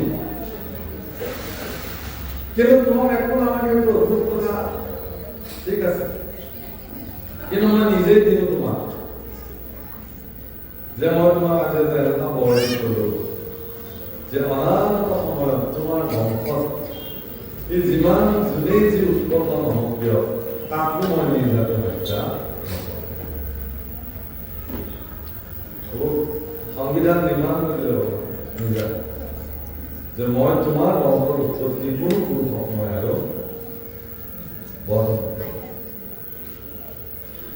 সেইকাৰণে বানৰজাটো তেওঁ ৰাতি যাতো বানৰজাত যেতিয়া ভগৱানে সুদৰ্শন চক্ৰ লৈছিল মাৰিবৰ কাৰণে এই কথাটো কৈলাশপতি শিৱই মনত পেলাই দিছে ভগৱান যে প্ৰভু কি কৰে আপুনিতো কথা দি থৈ দিছে প্ৰহ্লাদৰ বংশজাতক কাকো হত্যা নকৰিব কৈছে না মই বধ কৰিবলৈ চক্ৰ লোৱা নাই বানৰজাৰ সহস্ৰ বাহু মই ছেদন কৰি দিম মাত্ৰ দুখনে ৰাখিম বাহু মানে ক্ষমতা বহুত পৰাক্ৰম বহুত ক্ষমতাৰ খণ্ডন কৰিছে যে নালাগে তই ক্ষমতা কিন্তু হত্যা কৰা প্ৰভুসকল প্ৰহ্লাদে ভগৱান শ্ৰী হৰিক এটা কথা কৈছিল যে হে প্ৰভু মোক পুত্ৰ হ'বলৈ দিয়া। তুমিতো মোৰ পুত্ৰই হয়, তোমাৰ নিচিনা শ্ৰেষ্ঠ পুত্ৰ না প্ৰভু, মইতো তোমাৰ পুত্ৰ হয়ে। কিন্তু বাস্তৱিক জগতত এই বিষয় সম্বন্ধ সুখত হিৰণ্যকশিপু মোৰ পিতৃ, যাক কিছু সময় আগতে তুমি নিৰ্মাণ কৰিছা। গতিকে মই তেওঁৰ পুত্ৰৰ কাম কি? পূৰ্ব নামত নৰকাত প্ৰায়তে ইতি পুত্ৰ। পিতৃক নৰকৰ পৰা উদ্ধাৰ কৰা কামখিনি পুত্ৰই কৰিব লাগে। গতিকে এইখিনি কৰাৰ কাৰণে মোক তুমি সুযোগ দিয়া। মোৰ প্ৰাৰ্থনা মোৰ কাৰণে নহয়, তোমাক নিমিলিলে পিতৃ মূৰক পিতৃক বাপেক মহামূৰক তাতো সন্তে পিতৃ নিষ্ঠাৰ এতে কথা এইখিনি কথা। আৰু মোৰ পিতৃয়ে তোমাক অনেক চিন্তা কৰিছে। ভগৱানে ভিতৰে ভিতৰে মোক হাঁহিছে, কাৰণ হিৰণ্যকশিপু ভগৱানক নিন্দা কৰি ভগৱানক শত্ৰুতা কৰি ইমান কৃপা কৰিছে ভগৱানক, এই কথা ভগৱানে জানে তেওঁ কি জানে। আৰু বৰ ডাঙৰ কথা এটা কৈছে যে তই সম বিষ্ণু ভক্ত পুত্ৰ বুলি যাৰ 21 পুৰুষ হ'ব লাগিব মহাদেৱতা। তোৰ নিচিনা বিষ্ণু ভক্ত কাৰোবাৰ ঘৰত যদি জন্ম হয় 21 পুৰুষলৈকে উদ্ধাৰ কৰিব। সেইকাৰণে কাৰোবাৰ ঘৰত কাৰোবাৰ বংশত ডাক্তৰ হৈছে, ইঞ্জিনিয়াৰ হৈছে, এচিএছ হৈছে, IAS হৈছে, বেলেগ কথা। এজন যদি বৈষ্ণৱ জন্ম হৈছে কাৰোবাৰ বংশত, সেইটো বহুত ব্যাপক। এজন বৈষ্ণৱ নিৰ্মাণ কৰাটো এটা বংশৰ কাৰণে বহুত কৃতিত্ব। বংশ বীৰ্য শোধন হওঁতে হওঁতে হওঁতে হওঁতে হওঁতে হওঁতে এটা বংশত এজন বৈষ্ণৱ পুত্ৰৰ জন্ম। সেইকাৰণে ভগৱানে এইবিলাক কৈছে, তোৰ নিচিনা বৈষ্ণৱ ভক্ত জন্ম হোৱাটো বহুত ডাঙৰ। বাৰু যি নহওক, শতপুৰুষে কৈছে, মহাপুৰুষে কৈছে যে মই সেই সনাতন কৃষ্ণৰ কথা, সেই ভগৱানৰ কথা আপোনালোকৰ আগত মই বৰ্ণনা কৰিব লৈছো। অন্য যিয়েই নহওক, কি হৈছে, কি কৈছে, কোনে কৈছে, কেনেকে কৈছে, ডাঙৰ কথা নহয়, কিন্তু কৃষ্ণ কথাটো কৈছে। সেইকাৰণে সজ্জনৰ নিন্দা কেতিয়াও নকৰিব, বৈষ্ণৱজনৰ নিন্দা কেতিয়াও নকৰিব। কোনো কাৰণত ভক্তৰ প্ৰতি বেয়া মানসিকতা মুঠে মনলৈ নাহিব। মুখেৰে নকব পাৰে, মনত যদি কেনেকুৱা কাৰোবাৰ প্ৰতি কিঞ্চিত মানুহ যদি কোনো ভক্ত বা বৈষ্ণৱৰ প্ৰতি কিঞ্চিত মানুহ বেয়া ভাৱনা মনলৈ জাগ্ৰত হয়, তেতিয়াহ'লে সেইখিনিয়ে তেওঁৰ কাৰণে ধ্বংসৰ কাৰণ হৈ যাব। কোনো কাৰণত বৈষ্ণৱ ভক্তক নিন্দে যিটো মানুহ জানিবা নামৰ দ্ৰোহী, তেওঁ নামৰ প্ৰথম দ্ৰোহী। যাৰ সন্দেহ হৈ নামৰ খ্যাতি তাৰ নিন্দা কি নাম হয় আদি। যিজন ভক্ত শ্ৰীমুখে নামৰ যথেষ্ট হয়, নামৰ খ্যাতি হয়, সেইজন ভক্তক যদি আপুনি কেনেকৈ নিন্দা কৰিছে। সেইকাৰণে আমাৰ মহাপুৰুষ কৃপালু গুৰুজনাই শৰণৰ ব্যৱস্থা বুলি যিবিলাক কথা আমি মুকলিকে ক'ব নোৱাৰো যদিও আপোনালোকৰ মতে ইংলিছটো লিখি দিওঁ। ইয়াত গুৰুদেৱ নাম বাবা 4 বস্তু যে আশ্ৰিত হোৱাৰ যি ব্যৱস্থা আছে আমাৰ, সেই 4 বস্তুৰ অন্যতম ভকতো, যাতে কোনো কাৰণত আপুনি ৰাতিপুৱা গুৰু সেৱা কৰোঁতে গুৰুৰ প্ৰতি যি শ্ৰদ্ধা, ঈশ্বৰৰ প্ৰতি যি শ্ৰদ্ধা, ঈশ্বৰৰ নামৰ প্ৰতি যি শ্ৰদ্ধা, একেই শ্ৰদ্ধা প্ৰতিজন ভকতৰ প্ৰতি ৰাতিপুৱা কৰিব লাগে। ত্ৰিসন্ধ্যা যিবিলাক গুৰু সেৱা কৰে, দিনটোত ত্ৰিসন্ধ্যা ভক্তৰ প্ৰতি সেৱা নিবেদন কৰিব লাগে। ভক্তৰ নিন্দাটো কোনো কাৰণ ভগৱানে কৰিব নকৰে। আজি প্ৰহ্লাদৰ নিচিনা ভক্তক অত্যাচাৰ কৰাৰ কাৰণে বিভিন্ন ভগৱানে হিৰণ্যকশিপুক ইমান বিশিষ্ট ধৰণে হত্যা কৰিছে। এই নহওক প্ৰভুসকল,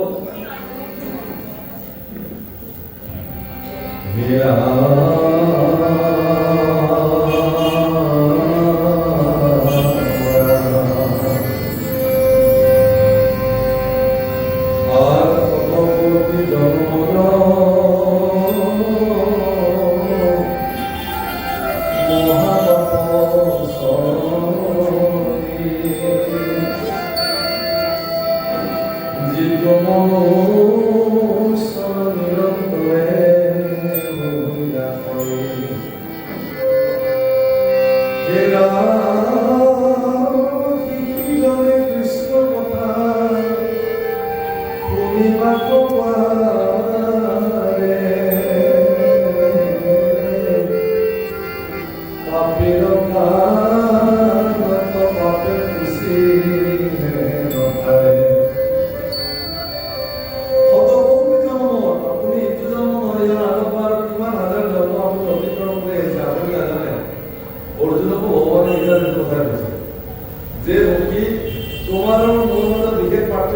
এটাই মাত্ৰ পাৰ্থক্য যে ইতিমধ্যে তুমি পৃথিৱীত কিমান বাৰ জন্ম লৈছা সেই হিচাপটো তোমাৰ হাতত নাই, মোৰ হাতত।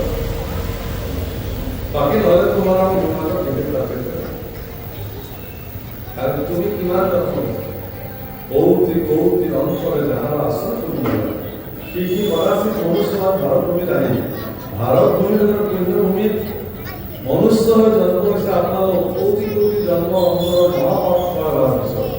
গতিকে সেই সমস্ত পাপ যি ধৰণে নিৰন্তৰ ক্ষয় হৈছে যদি কাৰোবাৰ কেনেবাকে আৰু তেওঁহে হেনো কৃষ্ণ কথা শুনিব পাৰে, অন্যথা পাপীৰ কালত পাপে কুচিৰ দৰে আনে। আজি আপোনালোকৰ কোনোবা জন্মৰ কৌটি জন্মৰ মহাপুণ্য ৰাশি আছে কাৰণে আজি ইয়াত বহিব পাৰিছে। নহ'লেতো চিৰিয়েলে যিটো কিবা চাবলৈ যাব পাৰিলে আজিকালি সেইবিলাকতে মানুহৰ বেছি ৰাপ। আজিকালি গুৰু জয়ন্তীটো দেখা পাওঁ যে মুখী ডেন্স কম্পিটিশ্যন। আজিকালি আধ্যাত্মিক অনুষ্ঠানত ডাঙৰ ডাঙৰ ড্ৰাম বজায়, ডাঙৰ ডাঙৰ মিউজিক বজায়, চিঞৰ বাখৰ গান গালেহে মানুহৰ শান্তি হয়। আধ্যাত্মিক অনুষ্ঠানৰ বাতাবৰণ আজি মই ভাবোঁ যে তেনেকুৱা সংগীত কৰাৰ ৰাস্তা বহুত জেগাত আছে। তেওঁলোকৰ কাৰণে সুখী আছে, বিহু আছে, ফাংচন আছে, কনচাৰ্ট আছে, কিবা আছে। কিন্তু যিখিনি আমাৰ ট্ৰেডিশ্যনেল যিখিনি লোকসংগীত, লোকগীত হওক, বৰগীত হওক, গোৱালপৰীয়া লোকসংগীত হওক বা কিবা সেইখিনি আমি ক'ত পৰিৱেশন কৰোঁ? আমাৰ জাগাত লোকশিল্পীখিনি, থলুৱা শিল্পীখিনি ক'ত যাব? এতিয়া তেওঁলোকৰ জাগাই এখনৰ পৰা বন্ধ হৈ আছে। যদি গুৰু জয়ন্তীটো গৈ পেলাই পেডেল মাৰি এনেকুৱা হয়, মানুহ যাতে গুৰু জয়ন্তী যাবলৈ ক'লে কি শুনিব? মই উদাহৰণ কৰি দিছোঁ, দুৰ্ভাগ্য এইটো আমাৰ। আমি ইয়াতে নাম শুনিব লাগিব, ওজাপালি শুনিব লাগিব, গায়ন চাব লাগিব, আমি লোকগীত শুনিব লাগিব, হোলীগীত শুনিব লাগিব। আজি ইয়াতে কিমান সুন্দৰ হোলীগীত আমাৰ মহিলাবিলাকে আইসকলে পৰিৱেশন কৰিছে। এটা বেলেগ পৰিৱেশ, মানুহে বহি চাই আছো, ইমান সুন্দৰ, সকলোৱে ধুনীয়াকে সাজি বাচি আহিছে, সুন্দৰকে ৰং ছটিয়াইছে আৰু আনন্দ উৎসৱে হোলী গীত তেওঁলোকে পৰিৱেশন কৰিছে। হোলীৰ পৰিৱেশেই বেলেগ। প্ৰকৃতি পূৰ্ত গুৰু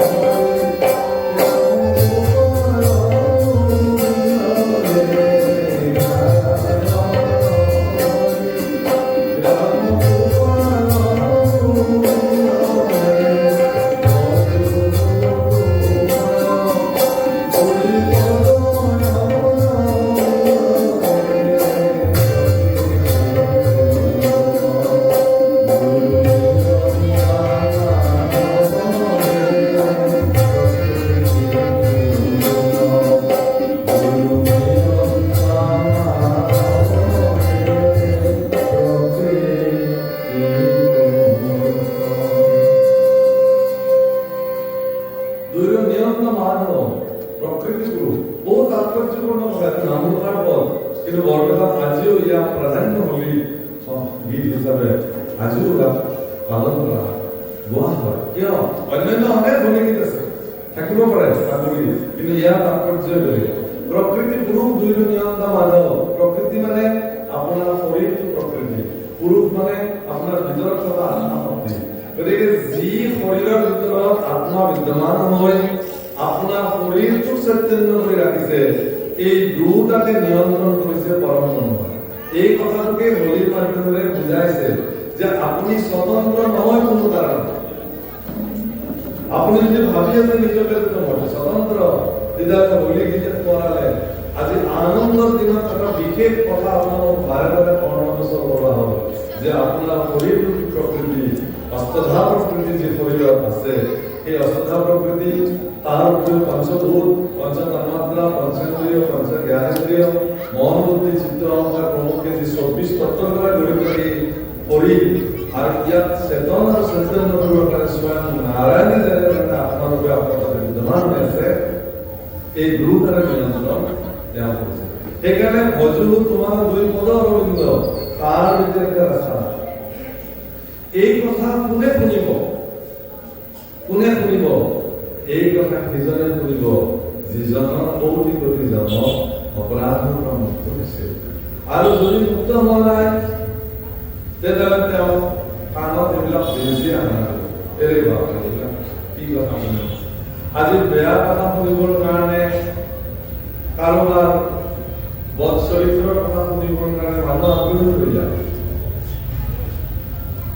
কোনোবাই যদি আহি আপোনাৰ ঘৰত যদি কয় যে আজি অলপ ডাঙৰ কথা শুনিলে অসমৰ মানুহটো এনেকুৱা বুলি ভাবা নাছিলো, কিনো কথা, সেইটো বৰ ধুনীয়াকৈ শুনিব, চাহো খুৱাব আৰু ক'ব কি বুলি যে বৰ্ণী এনেকৈ মাজে মাজে আহি থাকি আমি বৰ্ণমান এইবিলাক আমাৰ এইবিলাক লাগে। কাৰ বোৱাৰীকৰ কি হ'ল, কাৰ ছোৱালীৰ কি চৰিত্ৰ, কোন মানুহৰ কি সম্পৰ্ক, কি কথা, কি কথা, চব এইবিলাক যে জীৱনৰ ডাঙৰ সম্পত্তি, এইবিলাক নহ'লে যেন নহ'ব, এইবিলাক লাগিব। কিন্তু এইবিলাক যিমানে আপুনি শুনিব, আপোনাৰ মগজুত সিমানে জাবৰ জোঁথৰ ভৰি পৰিব, মন চঞ্চল হৈ যাব। আৰু এইবিলাক যদি ঘৰৰ ল'ৰা ছোৱালী শুনিছে, সিহঁতৰো এইবিলাক কথা শুনি আছে। কাৰণ দুৰ্জনৰ সংগ সৰ্বদা পৰিত্যাজ্য, দুৰ্জনৰ সংগ ল'ব নালাগে, সজ্জনৰ সংগ ল'ব লাগে। দুৰ্জনৰ সংগ কিনো কৰিছে বুলি চাওঁতে বচি গ'লে তো শাস্ত্ৰ বৰ্ণনা কোন? অজামি। অজামিয়ে জানে অজামি পাপী বুলি, অজামি পাপী জানো। অগ্নিহোত্ৰীয় নাস্তিক ব্ৰাহ্মণ অজামি। অজামিৰ লগত চৰিত্ৰ যদি আপোনালোকে শুনে, অগ্নিহোত্ৰীয় ব্ৰাহ্মণ, নাস্তিক ব্ৰাহ্মণ। অগ্নিহোত্ৰীয় ব্ৰাহ্মণ কাক বোলে জানে? এইবিলাক বহুত নষ্টিকতাৰ যিবিলাকে অগ্নিৰ সৰ্বদা অগ্নিৰ দ্বাৰা যজ্ঞ আদি সম্পাদন কৰি গায়ত্ৰী কীৰ্তনা জপ কৰি সম্পূৰ্ণ নীতি কাষ্টা, আহাৰ বিহাৰ, সাজ সজ্জা, চিহ্না সূত্ৰ চব যিজনে ৰক্ষা কৰিছে, তেওঁ অগ্নিহোত্ৰীয় ব্ৰাহ্মণ। তেনেকুৱা অগ্নিহোত্ৰীয় ব্ৰাহ্মণ এতিয়া 1,00,000 মাজতো আপুনি এজন বিচাৰি পালে আপুনি নেপাব। তেনেকুৱা অগ্নিহোত্ৰীয় ব্ৰাহ্মণৰ পুত্ৰ আছে অজামি, আৰু অজামি নিজেও অগ্নিহোত্ৰীয় সম্পূৰ্ণ এখন সংস্কাৰী পৰিয়ালত জন্ম হোৱা ব্ৰাহ্মণৰ পুত্ৰ আছে। কিন্তু যজ্ঞৰ সামগ্ৰী, বনস্পতি আদি আনিবৰ কাৰণে অৰণ্যলৈ আহোঁতে উভতি অহাৰ পথত এটি গৃহৰ ভিতৰত এগৰাকী বেশ্যা বহুতবিলাক পুৰুষে ৰমণ কৰি থকা দেখিলে কিনো হৈছে বুলি তেওঁ হুমুকিয়াই চাব। এই যে সজ্জনে দুৰ্জনৰ দৃশ্য দেখিলে তেওঁৰ লগে মন চঞ্চল হৈ গ'ল, সলনি হ'ল। আৰু তেওঁ সেই বেশ্যাগৰাকীকে পত্নী বুলি মানি চিৰদিন তাতে থাকে। যাৰ বিনিময়ত কি হ'ল জানে? বাকীখিনি বহুতে জানে। তেওঁ অৰ্ধাংগিনী, অজামিলৰ পত্নী, তেওঁৰ স্বামী এগৰাকী অগ্নিহোত্ৰীয় নিঃস্বাৰ্থ এগৰাকী উচ্চকোটি ব্ৰাহ্মণ হৈও এগৰাকী বেশ্যাত পতিত খবৰ পোৱাৰ লগে লগে তেওঁ প্ৰাণ ত্যাগ কৰিছে।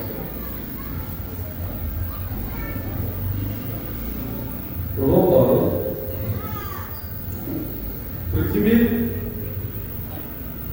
যি 7টা বিশেষ তত্ত্বৰ ওপৰত পৃথিৱীত প্ৰৱৰ্তি আছে, সেই সাতটা তত্ত্বৰ ভিতৰত প্ৰথমটোৱে হ'ল গাভী মানে গাই মানে গো অংশ পৃথিৱী জীয়াই থকা তত্ত্বৰ প্ৰথম দ্বিতীয়তে বেদ আৰু ৩ নম্বৰটোৱে হ'ল পতিব্ৰতা নাৰী পৃথিৱীৰ লক্ষণৰ ৩ নম্বৰ তত্ত্ব পতিব্ৰত পৃথিৱীৰ সাংঘাতিক প্ৰ যিটো সৌভাগ্যশালী নাৰীসকলে জীৱনত পালন কৰে ইমান সহজে পালন কৰে অৱশ্যে এইটোও ঠিক কেৱল পতিব্ৰতা শব্দটো পৃথিৱীত আছে এনে নহয় পত্নী ব্ৰত বুলি এটা আছে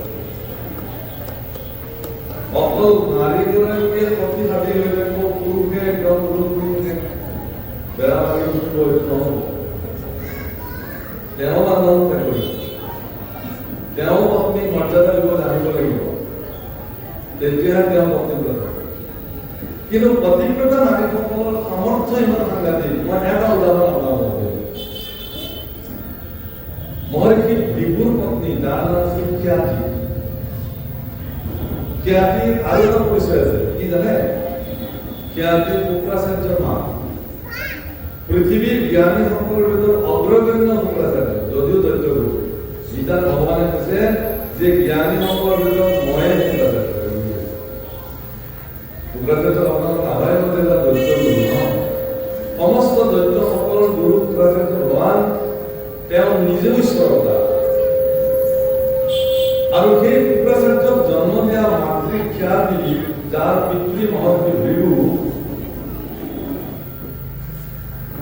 সেই খ্যাতিৰ এটা বেলেগ পৰিচয় আছে খ্যাতি বিখ্যাত পতিব্ৰতা পত্নী যাৰ সতীত্ব বিশেষ ধৰণৰ এবাৰ শুক্ৰাচাৰ্যই দৈত্যবিলাকক ক'লে যে তোমালোকে অকল অস্ত্ৰ বাহুবল পৰাক্ৰমেৰে পৃথিৱীত জীয়াই থাকিব নোৱাৰিব কাৰণ দৈত্যসকলৰ লগত কি দেৱতাবিলাকৰ লগত কেৱল পৰাক্ৰম আছে এনে নহয় তেওঁলোকৰ ভিতৰত আধ্যাত্মিক শক্তি বিদ্যমান হৈ আছে সেইকাৰণে ভগৱান তেওঁলোকৰ লগত গতিকে তোমালোকেও যদি আধ্যাত্মিক শক্তিৰে শক্তিশালী নোহোৱা তেতিয়াহ'লে ধন বাহুবলেৰে পৃথিৱীত কোনো ব্যক্তি প্ৰভূত থাকিব নোৱাৰে শুক্ৰাচাৰ্যৰ এইটো ডাঙৰ বাণী আপোনালোকলৈ মূল্য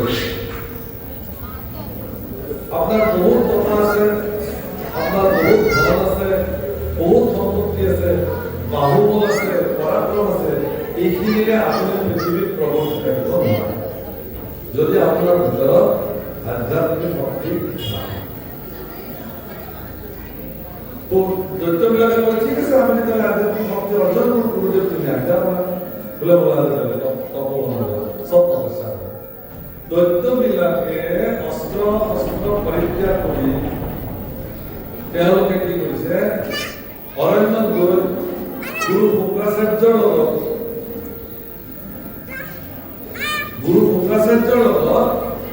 তেওঁলোকে তপস্যা কৰিছে আৰু এই দৃশ্য দেখি দেৱৰাজ ইন্দ্ৰৰ মনত ভয় হৈ গৈছে আৰে যদি দৈত্যবিলাকে যদি এনেধৰণে আধ্যাত্মিক শক্তি আহৰণ কৰি লয় তেতিয়াহ'লে মোৰ অৱস্থা কি হ'ব এনেই ইন্দ্ৰই ভালকে দুদিন নিশাৰ মনত ধৰিবই নাপায় তেওঁ খেলে গৈ পেলাই প্ৰথমটো স্বৰ্গত দেৱৰাজ ইন্দ্ৰ হ'বৰ কাৰণে আপুনিও ইন্দ্ৰ হ'ব পাৰে ময়ো ইন্দ্ৰ হ'ব চবে ইন্দ্ৰ হ'ব পাৰে কিন্তু ইন্দ্ৰ হ'বৰ কাৰণে তাৰ প্ৰাথমিক যোগ্যতাটো কি জানে 100টা বাষ্পীয় যজ্ঞ সম্পাদন কৰিব লাগিব সেইকাৰণে ইন্দ্ৰৰ আন এটা সদক যিজন ব্যক্তিৰ জীৱনত 100টা বাষ্পীয় যজ্ঞ যিটো যজ্ঞ সম্পাদন পূৰ্ণাহুতি কৰিবৰ কাৰণে এবছৰতকৈ বেছি সময় যিটো ইন্দ্ৰক কৰি পেলাই তাৰপিছত ইন্দ্ৰৰ আক্ৰমণ কৰে বৰ্তমানটো বলি কৰি আছে ইন্দ্ৰৰ স্থান ইয়াৰ পিছত বিবৰ্ষণ কৰিব ইন্দ্ৰৰ পিছত বলি পিছত আপোনাকো ভগৱানক সহায় কৰিব পাৰে সেই যোগ্যতাটো আপোনাক অৰ্জন কৰিব দেৱৰাজ ইন্দ্ৰৰ এটা পদবীৰ নাম যোন বহে তেওঁলোকে দেৱৰাজ ইন্দ্ৰ মুখ্যমন্ত্ৰীৰ আসনত বৰ্তমান মাননীয় ডক্টৰ হিমন্ত বিশ্ব শৰ্মা বহি আছে ইয়াত কোনোবা বেলেগ বহি আছে সেইখন আসনখনৰ নাম মুখ্যমন্ত্ৰী কোন বহে যোনে বহে তেওঁ ইন্দ্ৰ এটা পদবীৰ নাম যোন বহে তেওঁ ইন্দ্ৰ দেৱৰাজ যোগ্যতা আৰু ঈশ্বৰে এইটো কৰি থাকে ভাল তেওঁলোকৰ স্থলন হয় কেতিয়াবা কেতিয়াবা যিয়ে নহওক দেৱতাক ইন্দ্ৰই চিন্তা কৰিলে কি যে এই সুযোগতে দৈত্যবিলাকক আমি মাৰি দিওঁ, কাৰণ এটা অস্ত্ৰ নাই। এইকাৰণে গোটেই দেৱতাবিলাকে অস্ত্ৰ শস্ত্ৰ লৈ সেই তপবনলৈকে তেনেকে দৈত্যসকলক আক্ৰমণ কৰিবলৈ আগবাঢ়ি যে দেৱতাসকল আগবাঢ়ি আহিলে তেতিয়া দৈত্যবিলাকে ক'লে যে শুনা, তোমালোক ধৰ্ম ৰক্ষাকাৰী দেৱতাসকল, তোমালোকে ধৰ্ম ৰক্ষা নকৰা, কোনে ৰক্ষা কৰিব? আমাৰ অন্তত অস্ত্ৰখিনি আনিবৰ কাৰণে সুযোগ দিয়া, আমি যুদ্ধ কৰিছো, এতিয়াতো আমি বিনা অস্ত্ৰে আছো। বিনা অস্ত্ৰ থাকিলে আমাৰ কি হ'ব? কিন্তু ইন্দ্ৰই নামানিলে। ইন্দ্ৰই কি কৰিলে? আক্ৰমণ আৰম্ভ কৰিলে। আৰু ভয়তে দৈত্যবিলাকে আহি ঋতুপত্নী মহাসতী খ্যাতিৰ ওচৰত আহি আছিলে। খ্যাতি ক'লে যে হে মা, তোমাৰ পুত্ৰ ইতিমধ্যে তপস্যা কৰি আছে, সমাধিত আছে, তোমাৰ স্বামী ইতিমধ্যে সমাধিত আছে, গতিকে আমাকতো দেৱতাবিলাকে খেদি আহিছে, গতিকে তুমি আমাক আশ্ৰয় দিব লাগিব। খ্যাতি ঠিক আছে, তোমাক আশ্ৰয় দিব। ইন্দ্ৰ আহি সমস্যা ল'লে যে কি কৰা, বোলে দৈত্যবিলাকক মাৰি বোলে নোৱাৰিবা, তোমাৰ আশ্ৰয় দিছে। হয় নেকি? কিয়? কিন্তু নিয়ম আমাৰ সমাজত নকৰা, কোনোবাই যদি আশ্ৰয় লয়, আশ্ৰয় দিব পিছত ব্যৱস্থা হ'ব, কি হয়? ইন্দ্ৰই কৈছে আমি যদি নুশুনো দৈত্য এবাৰ মাৰিব লাগে, পৃথিৱীৰ অকল্যাণ এইবুলি অস্ত্ৰ হাতত তুলি লগে লগে খ্যাতিয়ে ক'লে, হাতত জল তুলি ল'লে, সংকল্প জল মাটিত পেলাই দি ক'লে যে মই যদি সতী নাৰী হওঁ, মই যদি ঋতুপত্নী হওঁ, মোৰ যদি সাধনা ঠিকে আছে, তেতিয়াহ'লে গোটেই দেৱতাবিলাকক মই তাকে গিলি পেলাব পাৰে। আৰু এনেকুৱা শক্তি জাগ্ৰত হৈ গ'ল, গোটেই দেৱতাবিলাকে খ্যাতিৰ মুখলে চুম্বনৰ নিচিনা টানিবলৈ যেতিয়া আৰম্ভ কৰিছে, দেৱতাবিলাক চব পলাই গৈ তেওঁলোকে 7 সমুদ্ৰৰ তলত শ্ৰী অনন্ত নাৰায়ণ বিদ্যমান হৈ আছে সহস্ৰমুখে। সেই অনন্ত নাৰায়ণক গৈ পেলাই স্তুতি কৰিছে যে প্ৰভু আমাক আশ্ৰয় দিয়া, নহ'লে ঋতুপত্নী খ্যাতি আমাক চব ধ্বংস কৰি দিব। ভগৱান বিষ্ণু না আও দেখা না তাও দেখা, লগে লগে কি কৰিছে? সুদৰ্শন চক্ৰ মন্থন কৰিছে আৰু লগে লগে কৈছে যে খ্যাতি ডিঙি কাটি খ্যাতি ডিঙি গুচি দেৱতাক যে খ্যাতি সতী নাৰী অৰ্ধাংগিনী খ্যাতি যেতিয়া তেওঁৰ ৰক্ত মাটিত পৰিছে, লগে লগে বিষ্ণুৰ তপস্যা ভংগ হৈ গৈছে। তৎক্ষণাৎ বিষ্ণু আহি দেখিছে যে তেওঁৰ পত্নী বিষ্ণুৰ সুদৰ্শন চক্ৰই ডিঙি গুচি ভৃগুৱে ক'লে যে ময়ো যদি জীৱনত সাধনা কৰিছো, হে প্ৰভু, ময়ো যদি জীৱনত কাৰো অন্যায় কৰা নাই, তেতিয়াহ'লে মোৰ মন্ত্ৰপুত পানীৰে সিঞ্চন কৰাৰ লগে লগে মোৰ পত্নীৰ গুণ আছে। সত্যই দিলে চিহ্ন মুণ্ডত শৰীৰ লগাই দিলে লগে লগে আগৰ দৰে খ্যাতি হৈ গ'ল। খ্যাতিয়ে ক'লে যে বিষ্ণুৱে এইটো কাম কিয় কৰিলে? মইতো ভুল কৰা নাই, বিনা মোক কিয় হত্যা কৰিলে? তেতিয়া খ্যাতিয়েও ক'লে যে হে প্ৰভু, ময়ো যদি সতী নাৰী হওঁ, তেতিয়াহ'লে মই তোমাক আজি অধিকাৰ দিলো যে এদিন তোমাৰ পত্নীকো এনেকুৱা অসুৰে হৰণ কৰি লৈ যাব, আৰু তুমি বনে বনে ঘূৰি ফুৰিব লাগিব, ঋষিসকলৰ আশ্ৰয় বিচাৰি যা। ভগৱানে মানি দিছে, হ'ব তুমি সতী নাৰী, তোমাৰ ভাগ্য জগতত কেতিয়াও লক্ষণ হ'ব নালাগে। আৰু সেইকাৰণে ভগৱানে শ্ৰী ৰামচন্দ্ৰৰ দ্বাৰা দণ্ডনাৰায়ণ পঞ্চৱতী ঋষিৰ আশ্ৰমে সহায় বিচাৰি নিজৰ পত্নী অসুৰ ৰাৱণে হৈ পেলাই গতিকে এগৰাকী সতী নাৰী, মই ক'লো দেই, নাৰীসকলৰ কি কৈছে? যত্ৰ নাৰীস্তু সূৰ্যস্তে গ্ৰহণ তত্ৰ দেৱতা। ভাৰতবৰ্ষত নাৰী পূজিত হয় দেৱী।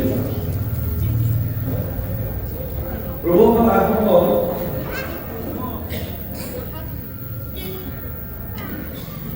যেতিয়া দণ্ডনাৰায়ণৰ সীমা ভগৱান শ্ৰী ৰামচন্দ্ৰই মহৰ্ষি সৰমঙ্গ ঋষিৰ আশ্ৰমত প্ৰৱেশ কৰিছে, সীমা সেইদিনাখন দেখিছে যে সৰমঙ্গ ঋষি নিবৰ কাৰণে দেৱৰাজ সৰমঙ্গ ঋষি এনেকুৱা পুণ্যাত্মা শৰীৰ নাম জপ কৰোঁতে কৰোঁতে সাধন কৰোঁতে কৰোঁতে সৰ্বঙ্গ ঋষিৰ এটা নোম পবিত্ৰ হৈ গৈছে। যাৰ কাৰণে সৰ্বঙ্গ ঋষি সশৰীৰে স্বৰ্গলৈ যাব পৰা সামৰ্থ্য অৰ্জন কৰিছে। ইন্দ্ৰই সদায় সৰ্বঙ্গ ঋষি নিবলৈ আহে, সৰ্বঙ্গ ঋষি নাযায়। নোযোৱাৰ কাৰণ এইটোৱে ঋষি সৰ্বঙ্গই জানে যে এদিন শ্ৰী ৰাম তেওঁৰ ওচৰলৈকে সশৰীৰে আহিব, সেই দিনটোলৈ যাব আছে। কিন্তু আচলতে এটা বস্তু দেখিলে যে দৌৰ মানুহৰ নাও পৰা হাড় মুণ্ডৰ গৰুৰ হাড় মুণ্ড পাহাৰ ৰামচন্দ্ৰ এইবিলাক আমাৰ ঋষিৰ মমতা, আমাৰ আশ্ৰম, আমাৰ গৌশালাৰ গাইবিলাকৰ মানে পন্থা কিয় বোলে মাৰিচ আৰু সুবাহু নামৰ দুগৰাকী ৰাক্ষস ষাঠি সহস্ৰাধিক ৰাক্ষস লগত লৈ আহে আৰু এক বৰষুণৰ যাতে য'তে পায় ঋষিসকলক ধৰি ধৰি চুবাই চুবাই খায়, গৰুবিলাক ধৰি ধৰি চুবাই চুবাই খায় এই ৰাক্ষসবিলাক। আৰু এইবিলাক একচুট কৰি তাহাঁতে থৈ যায় আমাক ভগৱত আৰু আমি এনেকৈ ইয়াত জীৱন নিৰ্বাহ কৰি আছোঁ। ভগৱান শ্ৰী ৰামচন্দ্ৰই এই কথা শুনাৰ পিছত আপোনালোকে জানিব প্ৰভুসকল, শাস্ত্ৰত বৰ্ণন আছে গৌ ব্ৰাহ্মণৰ হিতায় আছে। গৌ আৰু ব্ৰাহ্মণৰ হিতৰ অৰ্থে ভগৱানে অনেক কৰ্ম সাধন কৰিছে। গতিকে সেই গৌ আৰু ব্ৰাহ্মণৰ এই অৱস্থা দেখি শ্ৰী ৰামচন্দ্ৰ সহিব নোৱাৰিলে ধনুষৰ হাতত লৈ গ'লে যে স্বৰ্ণপুত্ৰ সমস্ত সাক্ষী কৰিব প্ৰতিজ্ঞা কৰিলো, যেতিয়ালৈকে পৃথিৱী নিশাচৰহীন নকৰোঁ তেতিয়ালৈকে মই তেতিয়া জননন্দিনী জগদম্বা বৈদেহী সীতাই ৰামচন্দ্ৰক কৈছে যে হে প্ৰভু, হে স্বামী, মানুহে তিনিটা দোষৰ কাৰণে তেওঁৰ জীৱনত কলংক পায়। তোমাৰ যিটো গতি হৈছে দেৱী সীতাই ৰামক প্ৰবচন কৰিছে, ৰাম শুনিছে ৰামৰ শুনাও বহুত গুৰুত্বপূৰ্ণ কথা কৈছে আপোনালোকৰ জীৱনৰ কাৰণে বহুত বিশেষকৈ আজি উঠি অহা প্ৰজন্মক এই কথাবিলাক শিকাব। তাৰে প্ৰথমটো দোষ হৈছে কি মিছা কথা আশ্ৰয়, মিথ্যাবাদী। মই মিছাবাদীৰ উদাহৰণ দিম অৱস্থা। কুন্তি নন্দন যুধিষ্ঠিৰ সত্যবাদিতাৰ পৰাকাষ্ঠা মূৰ্তমান প্ৰতীক।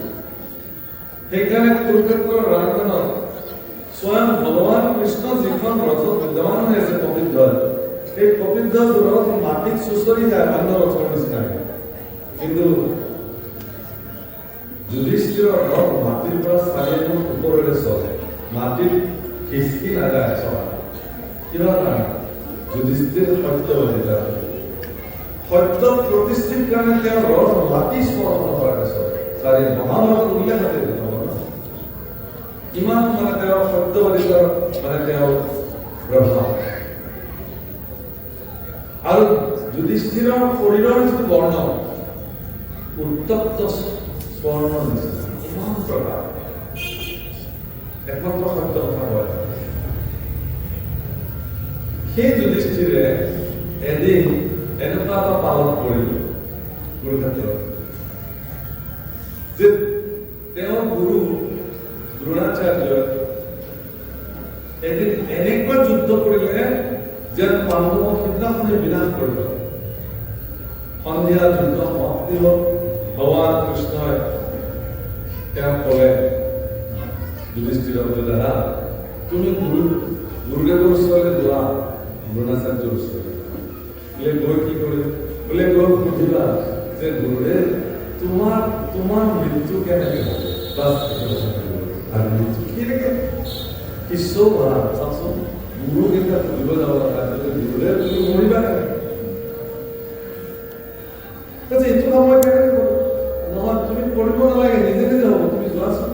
গৈ তুমি স্বাভাৱিক যুধিষ্ঠিৰে গৈ দণ্ডৱত প্ৰণিপাত কৰিছে গুৰু, সন্ধিয়াটো ইজনে